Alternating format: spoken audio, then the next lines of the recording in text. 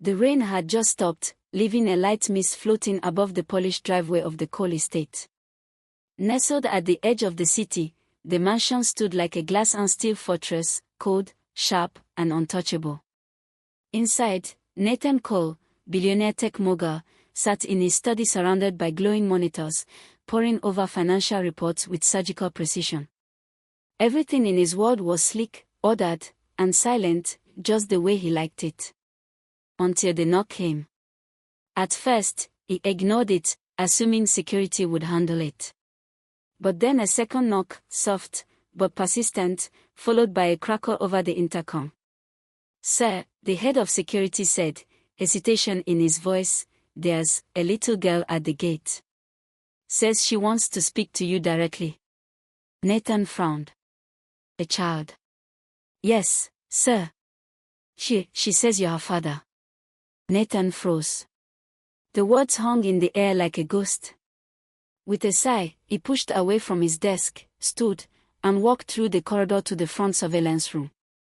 A camera feed showed a girl, no older than 7, standing just outside the massive wrought iron gate, her sneakers muddy, a faded backpack on her shoulders. Her curly brown hair clung to her cheeks from the damp air, and in her small hands, she clutched a worn photograph. Nathan's throat tightened. He zoomed in on the image she held. It was a picture of him, years ago. Younger, scruffier, standing next to a woman he hadn't thought about in a long time, Alena Harris. He hadn't seen her in nearly 8 years. His voice was flat but quiet. "Let her in." 10 minutes later, Nathan stood in the grand foyer as the mansion doors opened. The girl stepped inside, her eyes wide with awe as she took in the marble floors, the chandeliers, the giant digital art wall that changed every 5 minutes. But when her gaze reached him, she didn't look scared. She looked hopeful. He cleared his throat. "You're Maya, right?" She nodded. "Yes. My name is Maya Harris. My mommy's name is Alena. She told me you're my daddy." Nathan felt a cold rush move through his chest. "I think there's been a mistake," he said carefully. "Your mother and I, Alena, we knew each other a long time ago, but..." "She said you wouldn't believe me," Maya interrupted softly. She reached into her backpack and pulled out a sealed envelope. "She said to give you this." He took the letter with hesitant fingers. It was handwritten, the edges slightly torn, his name on the front in Elena's unmistakable script. He didn't open it. "Not yet." Maya looked around nervously. She's very sick. She said you might take care of me. She said maybe you changed." Nathan's expression hardened. He crouched slightly to her level, hands on his knees. "Listen, Maya. I don't know what your mother told you, but this isn't the place for. She said if you saw me, you'd know." That stopped him. Maya tilted her head, then slowly pulled a necklace from under her collar. A tiny, heart-shaped locket, identical to the one Alena used to wear. She opened it. Inside, there were 2 pictures. One was Alena. The other was Nathan. He stood up quickly, backing away slightly, heart pounding. His phone buzzed in his pocket. A message from his assistant: "Media outlets are requesting comment. Someone posted a photo of a child at your gate." He looked at Maya again. She was now looking around shyly at the giant hallway, touching a marble column gently, like it was something out of a dream. Mrs. Gilder, his housekeeper, appeared at the top of the stairs. "Oh my," she whispered. "She looks just like..." Nathan cut her off. "Put her in the guest room. Call Dr. Leland. I want a DNA test. First thing tomorrow." "Yes, sir." Maya glanced up at him, her voice barely above a whisper. "Will I sleep here tonight?" He didn't answer. She reached for her backpack again and pulled out a small stuffed rabbit, its ears nearly worn off. She hugged it to her chest and smiled, as if she already felt safe. Something in that smile made his chest ache. Later that night, Nathan sat in his study with Elena's letter unopened beside a half-empty glass of scotch. On one monitor, security cameras showed Maya curled up in bed, rabbit in her arms, breathing peacefully.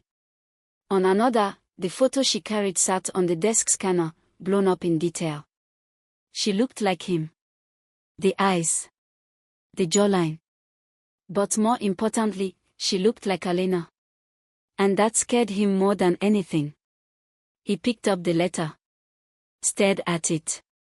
But he didn't open it. Not yet. Nathan didn't sleep that night. The mansion was quiet, but his mind was loud, full of echoes from the past, ghosts of memories he thought he'd buried. The unopened letter sat on his desk like a ticking bomb. He knew this day might come. He just didn't expect it to come like this. Not with a little girl knocking on his gate. Not with a pair of big brown eyes that looked so much like hers. 8 years earlier. He was 29, sharp-tongued, reckless, and brilliant. Elena was the kind of woman who wasn't impressed by his money or his genius. She called him out. She laughed at his arrogance. She made him human. They had met at a startup conference in Chicago. She was a marketing consultant, clever and independent. They had dinner, then another, then shared a hotel suite for a long weekend neither of them talked about afterward. It wasn't love. Not exactly. But it could have been, if he hadn't been so obsessed with building cool technologies. She left town a month later. No note. No message. No goodbye. He assumed she moved on. He never searched for her. Now he realized, maybe she hadn't vanished. Maybe she'd protected herself. And maybe, she'd protected Maya too. Back in the present, Nathan stood by the giant glass window of his bedroom, watching the first light of dawn stain the horizon. A soft knock came at the door. It was Mrs. Gilder, holding a tray with coffee and toast. "She's awake," the housekeeper said. "Maya." She asked if you had pancakes. Nathan blinked. "I don't have pancakes." She said, "That's your favorite. Or used to be." He said nothing, just stared at the coffee cup. Mrs. Gilder placed the tray down gently. "I knew Elena, you know. Years ago. She came to visit once when you were out of town." Nathan turned slowly, narrowing his eyes. "Why didn't you ever tell me?" "She asked me not to," Gilda said. "She was scared. She had a baby, and no money. She said she didn't want to disrupt your perfect empire." He exhaled. "And you agreed?" "I saw the girl," Gilda said softly. "And the pain in Elena's eyes. I agreed with a heavy heart." Nathan poured himself a second coffee. Black. No sugar. No milk. Like always. "Call Dr. Leland. Tell him I want the DNA test expedited." A few hours later, Maya sat at the edge of the plush velvet couch in the main lounge. She was wearing one of the mansion's guest robes, far too big, and eating toast with strawberry jam. Her bunny sat beside her with its ears propped up like a guest at breakfast. Nathan stood at a distance, observing. "Where's your mother now?" he asked. Maya looked up, licking jam from her fingers. "In the hospital."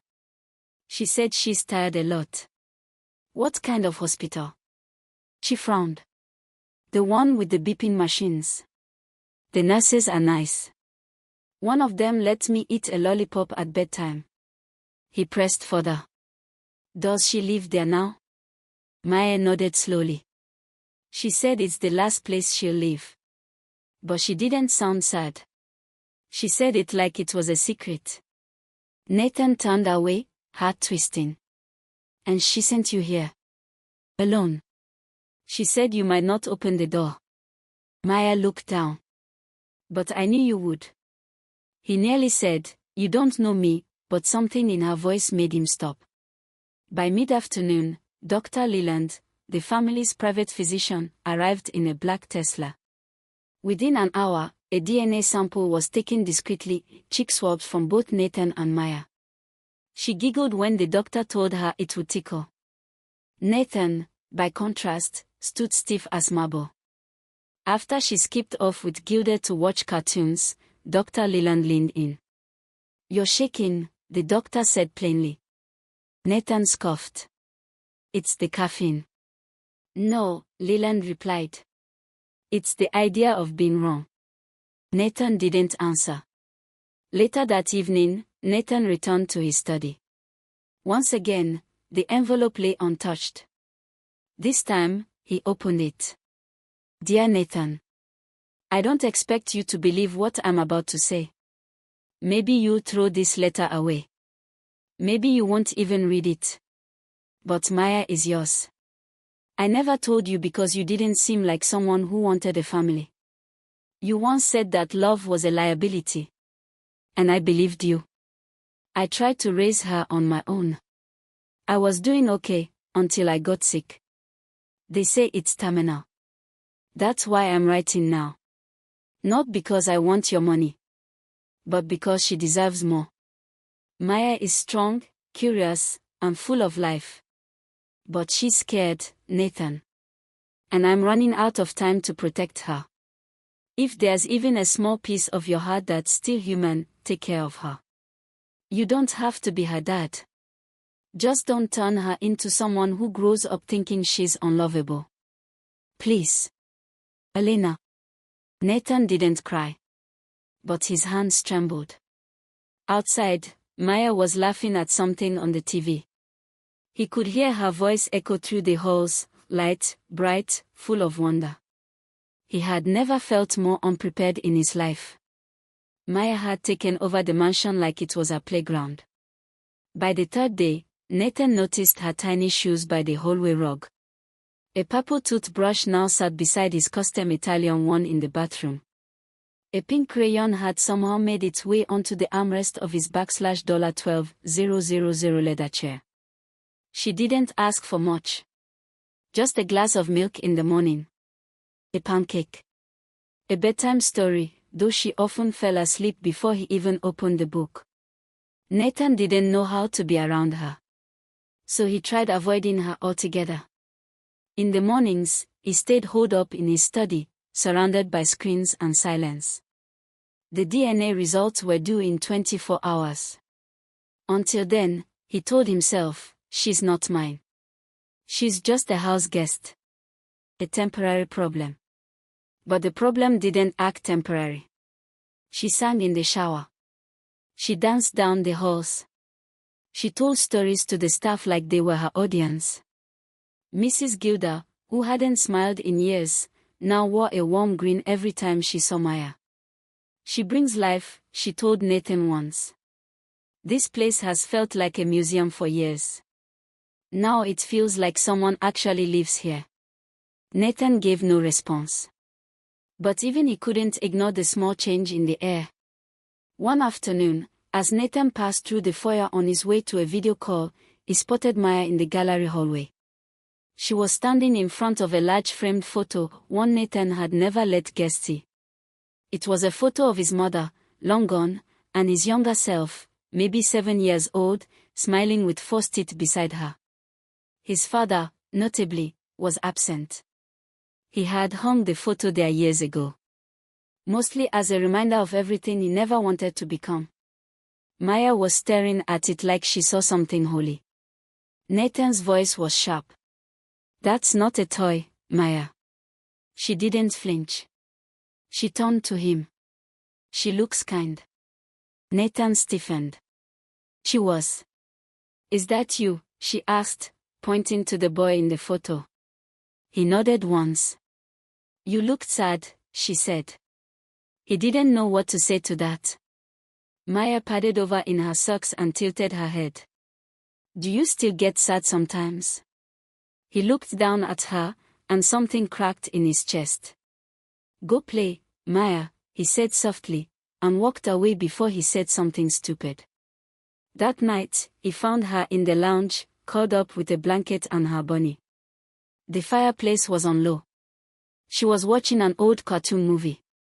She saw him and patted the empty cushion beside her. He hesitated. Then, as if under a spell, he sat. They didn't speak. Just watched in silence. She rested her head gently against his arm. He froze, but didn't pull away. The bunny slipped from her hands and landed in his lap.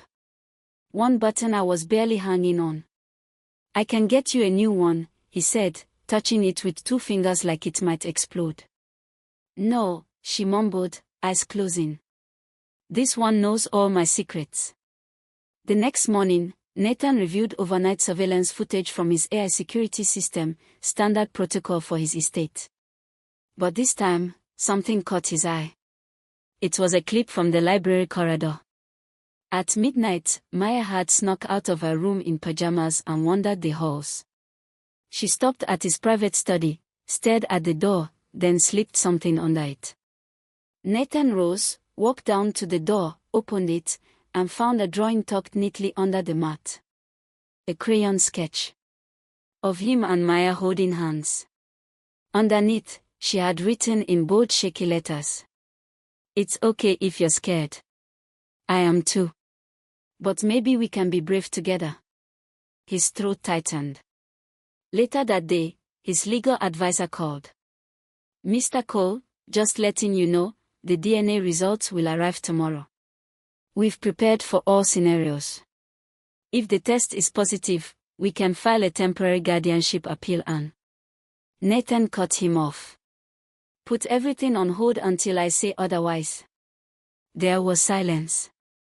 "Yes, sir," the advisor said, puzzled. Nathan hung up. That night, he stood at the doorway of Maya's room. She was already asleep, curled under a soft blanket with her bunny clutched tight. On the bedside table, a small lamp glowed dimly beside a photo she must have placed there, one of him and Elena, the same crumpled one she'd brought with her. He stepped into the room, walked quietly, and turned off the lamp. For a moment, he stood in the dark, listening to the gentle sound of her breathing. Then, with a heaviness in his heart, he whispered, "I don't know if I can do this, but I'm trying." Maya stirred but didn't wake. Nathan walked out, leaving the door slightly ajar. For the first time in years, he felt something that wasn't emptiness. It was raining again. Nathan stood at the edge of the garden behind his mansion, umbrella resting untouched at his side, allowing the drizzle to soak his expensive blazer. His mind wasn't on the rain. It was on the letter. The one Elena had written. The one that now wouldn't stop echoing through his head.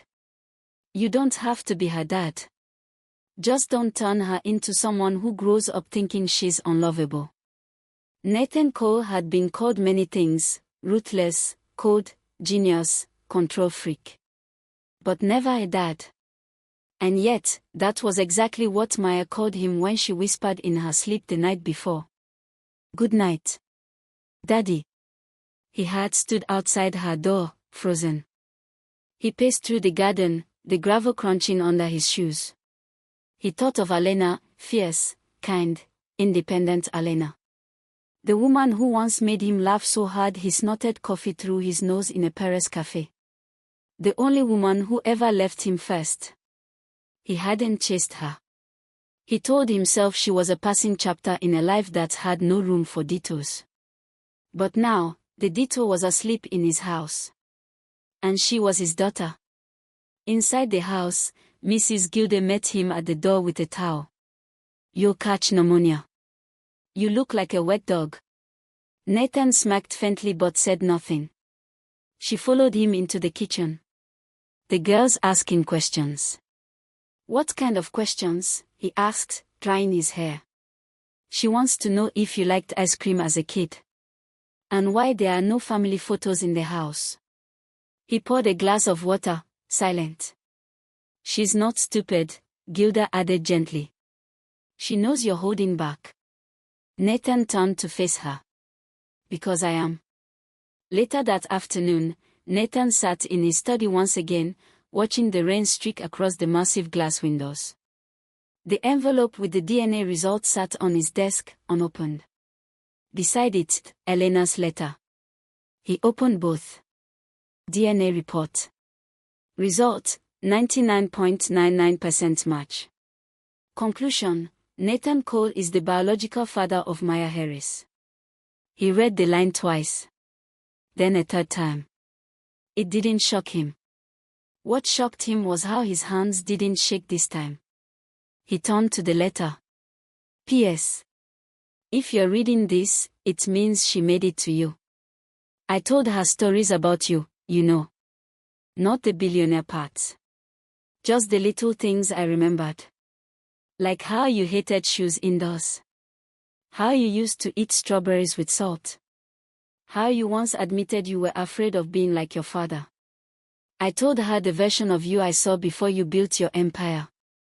The version that was brave enough to be vulnerable with me, even if it was only for a moment. I want her to meet that man. Not the legend in Forbes. Love always. Elena. That night, Nathan didn't work. He didn't take calls.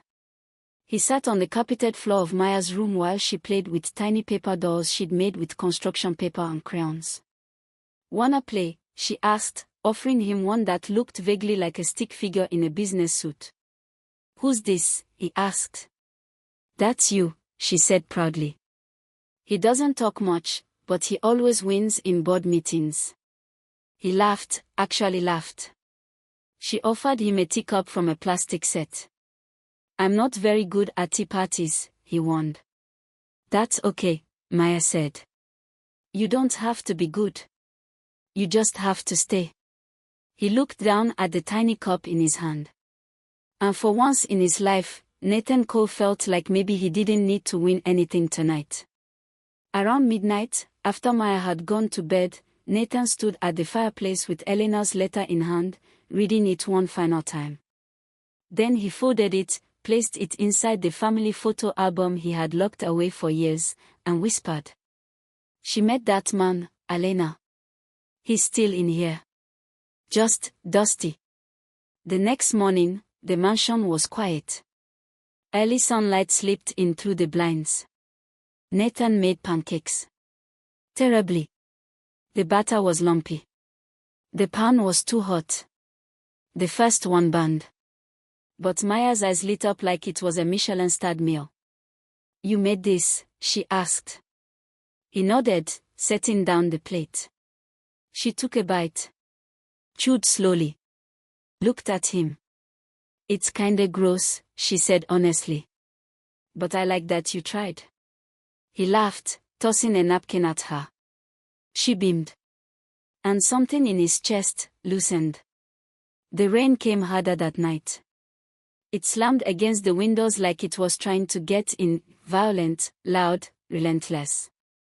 Maya stood by the window in her pajamas, bunny in hand, watching the sky flash with lightning. Her eyes were wide but not scared. Just searching. Nathan came up behind her silently. He hadn't worked all day. He hadn't opened his laptop once. Instead, he'd spent the day reading books to Maya in funny voices, teaching her how to shuffle cards, and burning a second batch of pancakes just to prove the first one wasn't a fluke. He had almost forgotten what it felt like to enjoy a day.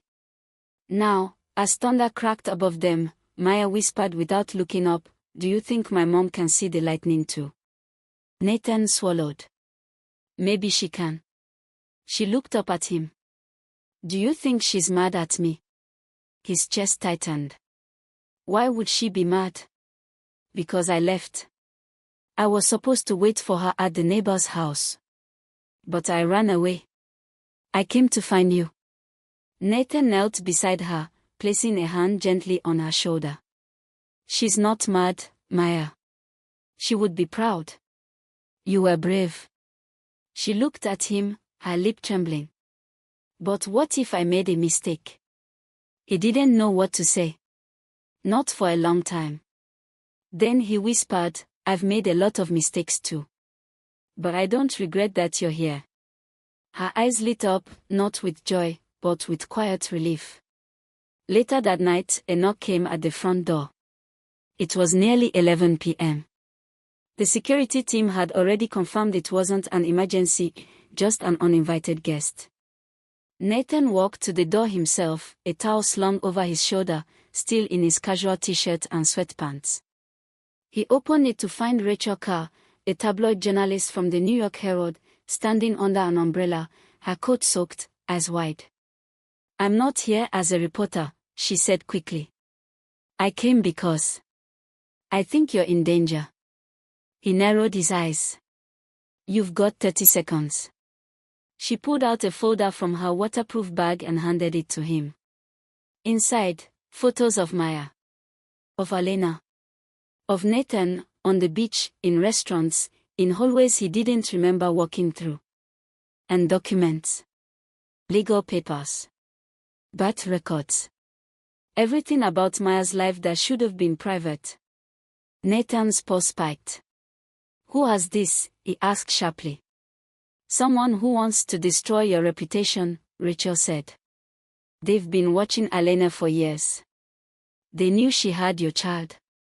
They waited until she was gone to act." Nathan's jaw clenched. "Who?" Rachel looked nervous. "A man named Trevor Lang. CEO of Langsiwa. He's after your company. Your name. He wants everything." Nathan's eyes darkened. Lang had been circling his empire like a vulture for years. Now he was going after Maya. "I'm not running the story," Rachel added. "Not if you protect her. But others will. Fast." That night, Nathan couldn't sleep. He sat at the foot of Maya's bed while she snored softly, arms around her bunny. He watched her, not like a stranger, not like a man unsure of his role, but like a father. A father ready to fight. The next morning, Maya found him in the garden, pacing with a phone pressed to his ear. "Yes, I need a full digital scrub," he said into the line. "Every photo, every trail. I want all files on Alena and Maya locked down. Anyone who leaks anything gets sued to the bone." He ended the call and turned to find Maya watching him, barefoot, rubbing her eyes. "You're mad," she said simply. He sighed. "Not at you." She nodded like she understood. Then she stepped forward and took his hand. "Can we go see where Mommy's buried?" He looked down at her. And then nodded. They drove in silence to the cemetery. Maya wore her best dress. Nathan wore black. At the grave, Maya placed a small pink daisy beside the headstone. Then she kneeled and whispered something he couldn't hear. Nathan stepped back and gave her the moment. Then she turned to him and said, "Do you wanna say something too?" He hesitated. Then knelt beside her and placed his hand on the cold stone. "Alena," he began, voice thick, "I don't know what I'm doing. But I promise I'll take care of her. I'll protect her. Even from myself." Maya smiled gently. And the storm inside him began to fade. That night, Nathan called a meeting with his legal team. "I want full custody of Maya Harris," he said. One of the lawyers blinked. "You're keeping her?" Nathan looked out the window, where Maya was chasing fireflies with the security guard's daughter. "I'm not keeping her," he said. "She's staying because she belongs." It had been 3 weeks since Maya came into Nathan Cole's life. And somehow, everything had changed. The house wasn't silent anymore. It echoed with footsteps, laughter, and the occasional screaming match between Maya and her iPad when it wouldn't load her cartoon fast enough. The staff smiled more. Even Gilda, who once backed orders like a drill sergeant, now tucked Maya in every night with a lullaby and a cup of warm milk. And Nathan? Nathan had started wearing slippers. He had never worn slippers before in his life. One evening, he sat in his study reading over the documents for Maya's official guardianship. He had already signed the initial papers. The legal team was securing the rest. Within a week, she'd be his in every legal sense. He had also done something else, something he hadn't told anyone yet. He had changed his will. Maya was now listed as his sole heir. Billions. Assets. Legacy. His entire empire. All of it, hers. And yet, Nathan still couldn't bring himself to tell her what that meant.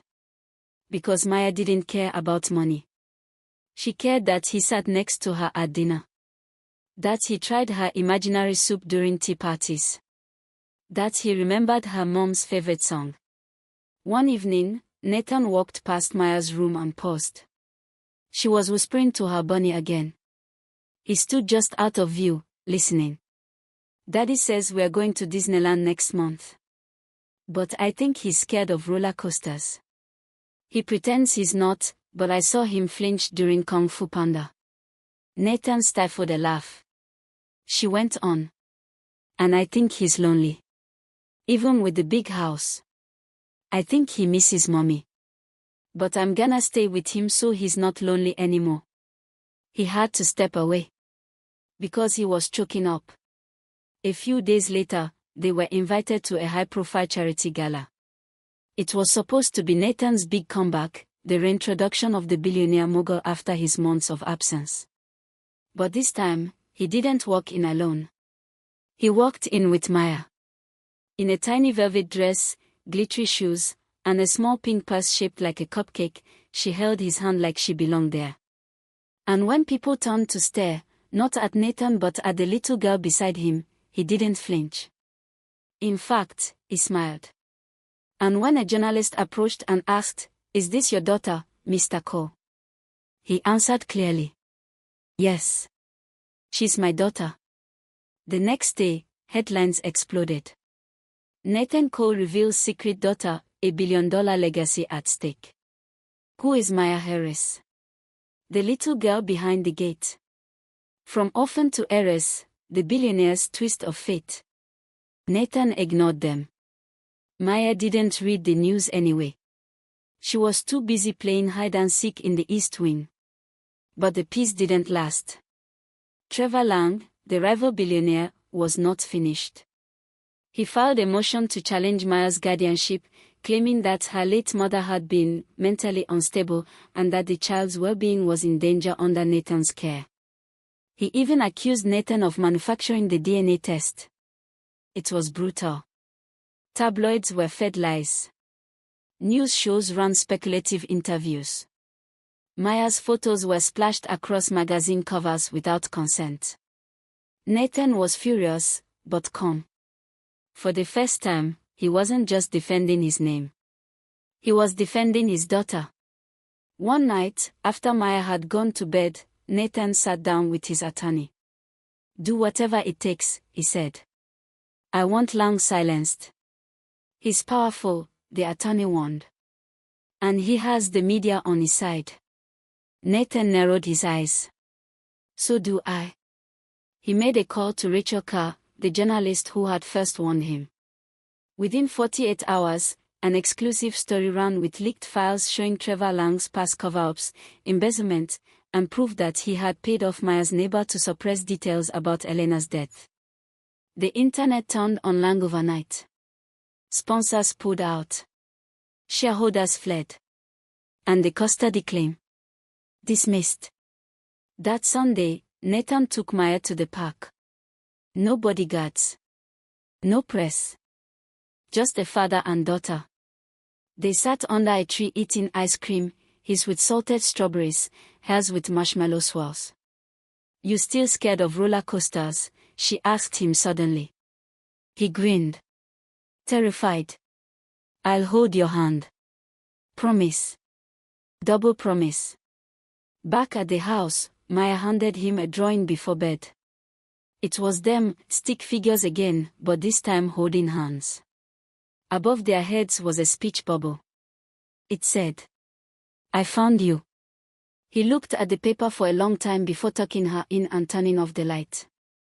Then he went to his study, sat down, and pulled out the only photo he had of Elena.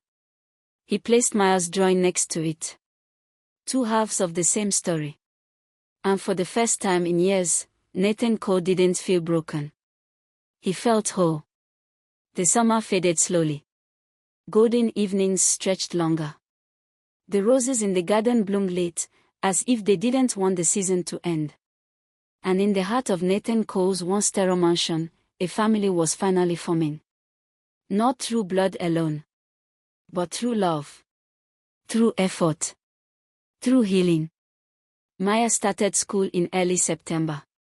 Nathan had personally toured every private institution in the city, but Maya surprised him one morning during breakfast by saying, "I wanna go to a normal school. With normal kids." He almost spilled his coffee. "You sure? No tennis courts or robots in the classrooms?" She giggled. "Just a playground. That's all I need." So she went to Maplewood Elementary. A modest, friendly school with creaky floors and kind teachers. Nathan dropped her off every morning in his G-Wagon like any overprotective dad, then sat outside in the car pretending to check emails, but really watching to make sure she didn't get teased or fall down. On the first day, she ran back to the car and shouted, "Daddy, guess what? They said you're the guy from the yogurt commercials." Nathan laughed until he cried. But not everything was simple. One day, Maya came home quiet. She didn't touch her dinner. She barely spoke. He found her later in her room, staring at a photo of Elena. "What's wrong, Peanut?" She looked up at him. "Do you think Mommy is proud of me?" Nathan sat beside her. "I think she's proud of every step you take. Even the ones that wobble." She sniffed. "I miss her." "So do I," he whispered. Then, out of nowhere, she asked, "Do you miss being alone?" The question stunned him. He smiled. "Not even a little." "Why?" "Because I'm never going anywhere," she said, matter of fact. Then climbed into his lap and fell asleep. Months passed. They visited Elena's grave often. Maya would bring her drawings, sometimes folding them into paper planes and letting the wind carry them. One time she whispered, "You picked a good one, Mommy. He's doing okay now." Nathan never cried at the grave. Until then. At his annual company gala, Nathan did something no one expected. He walked on stage with Maya by his side in a navy blue dress and light-up sneakers. He cleared his throat. "Some of you may know, I've been different this year." A few chuckles. "Some of you thought I was dying. Others thought I joined a cult. Truth is, I became a dad." The room fell silent. Nathan continued. "She's not just my daughter. She's my reminder of what matters. She's why I smile now. She's why I work harder, but go home earlier. And she's the reason this empire means something again." The crowd erupted in applause. Maya bowed dramatically. And just like that, the world stopped calling her the lost girl. Now, they called her Maya Cole. Later that week, Nathan stood in his office, staring out at the city. Gilda came in holding a small wrapped box. "Mail for you, sir." Came with no return address. He opened it carefully. Inside was a silver chain. With a locket. He opened it. On one side, a picture of Elena, laughing, hair messy, eyes full of light. On the other side, a photo of him holding baby Maya, one he didn't know even existed. There was a note. "Thank you for finding her. For finding yourself." It wasn't signed. But he knew who it was from. The next weekend, Maya had her first sleepover with friends. Nathan was a nervous wreck. He paced the halls, checked his phone every 5 minutes, reread emergency contact forms 3 times. When she finally came back the next morning, she ran into his arms yelling, they had a trampoline. He picked her up and twirled her around. "I missed you," he whispered. She pulled back and grinned. "You're such a dad now." He laughed. "Guess I am." That night, as he tucked her in, Maya asked, When I grow up, can I build a company like you? He raised an eyebrow. You mean inherit mine? He shrugged. Maybe. Or maybe I'll sell mangoes like mommy used to. He froze. Then smiled. Whatever you do, just do it with heart. She nodded, thoughtful. I will. As the lights went out, Maya whispered into the dark. I'm glad I knocked on your gate. Nathan's voice came from the doorway. I'm glad you never gave up. And with that, the mansion wasn't quiet anymore. It had a heartbeat now. A little girl's laughter in the morning. Piano lessons in the evening. Chicken nuggets on fine china. A billionaire in slippers reading bedtime stories. Not a fairy tale. Just real life. Finally, the life they both deserved.